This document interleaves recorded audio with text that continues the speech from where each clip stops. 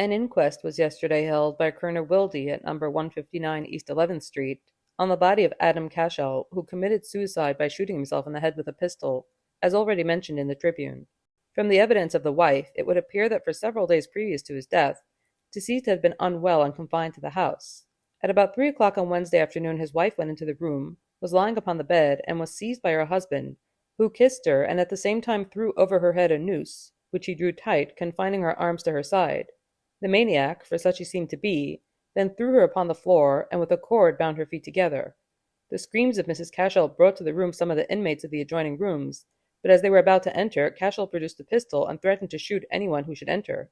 One of the women, more courageous than the rest, finally seized Mrs. Cashel by the feet and dragged her into the hole, when the husband closed the door and commenced to break the furniture. One of the neighbors started for an officer, but before he arrived, a pistol shot was heard, and then all was quiet. On the arrival of an officer, the door was burst open, and the deceased was found lying upon the floor, dead. He had apparently placed the pistol to his mouth and fired, the ball passing upward into the brain. The bureau, sofa, chairs, and other articles are smashed into pieces. The jury rendered a verdict that the deceased committed suicide by shooting himself through the head with a pistol, while laboring under temporary insanity. Deceased was a native of Germany, aged 30 years, and leaves a wife and 5 children.